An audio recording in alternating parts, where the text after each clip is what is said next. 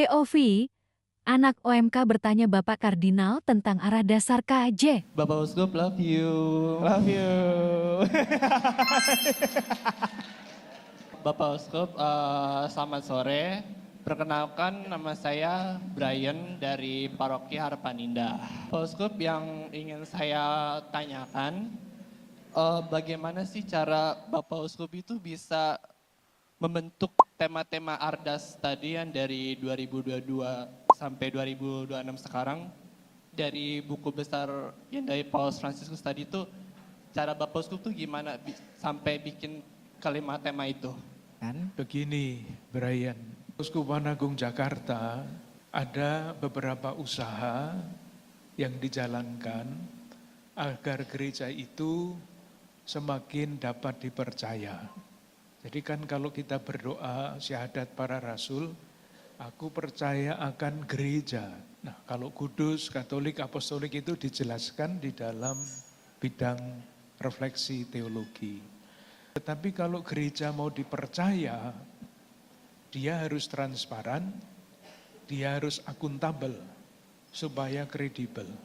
Inilah bagian dari analisa sosial. Jadi kita itu melihat realitas dengan kacamata iman dalam doa misalnya ya. Tetapi kalau hanya berdoa terus tidak akan kemana-mana. Tuhan memberikan kepada kita cara berpikir, akal budi. Maka realitas ini harus dianalisa dengan analisa sosial. Ilmu interdisipliner. Nah, di dalam usaha untuk mencari kehendak Tuhan itulah dalam doa dan di dalam analisa sosial muncullah yang namanya penegasan bersama. Nah, penegasan bersama yang terjadi di Keuskupan Agung Jakarta itu rumusannya begini. Sudah ketemu ya? Pertanyaannya apa yang harus kita lakukan supaya lingkungan hidup kita menjadi semakin manusiawi. Itu pertanyaannya. Yang harus dicari jawabannya di dalam penegasan bersama. Kelihatannya pertanyaan itu sederhana. Tetapi tidak semua orang bisa bertanya, mengajukan pertanyaan itu. Apa yang harus kita lakukan supaya lingkungan hidup kita menjadi semakin manusiawi? Untuk dapat mengajukan pertanyaan itu, diperlukan kompetensi etis. Kalau orang tidak mempunyai kompetensi etis, dia tidak akan bisa mengajukan pertanyaan begini. Cuek bebek itu bukan urusan saya, banjir tidak masuk rumah saya, itu yang kena orang lain, bukan urusan saya, itu cuek bebek.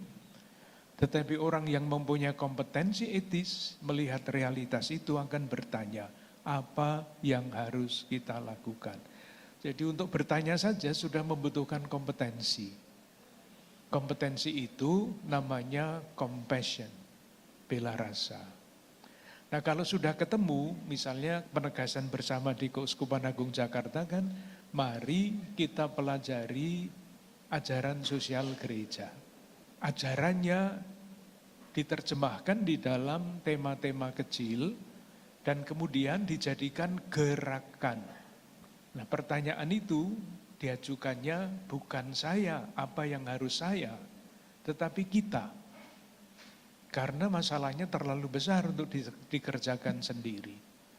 Maka kita, ini kompetensi etis yang kedua, yaitu kemampuan kerjasama.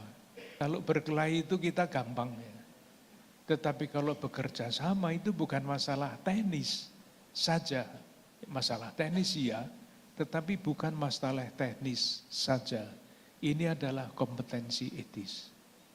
Dan ketika terjadi seperti itu, saya memberikan contoh misalnya ya, kalau pergi ke Paroki Pamulang, di sana ada suatu tempat pelatihan, tempat macam-macam. Simbolnya itu Petruk kantong bolong. Tahu Petruk tahu? Petruk itu wayang. Iya. Kantong itu saku, sakunya bolong, berlubang. Itu simbolik bukan baik. Jadi seorang Petruk itu kalau punya apa-apa tidak membuat sakunya tebal. Karena yang ada di sakunya itu selalu disalurkan kepada orang lain. Misalnya di sana ya, karena air di situ itu bagus, maka dibuatlah tempat pengolahan air tanah menjadi air minum. Semua orang bisa ambil di situ, maksimal sehari 2 galon. Lumayan, tidak bayar.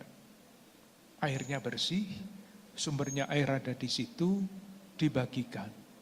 Tidak membeli air galon, tetapi ambil di situ sudah disediakan.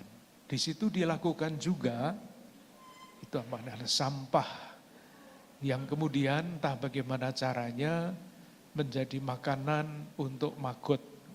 Kalau nanti ada waktu silahkan pergi ke sana, suatu tempat yang namanya bukan Danantara atau Megantara.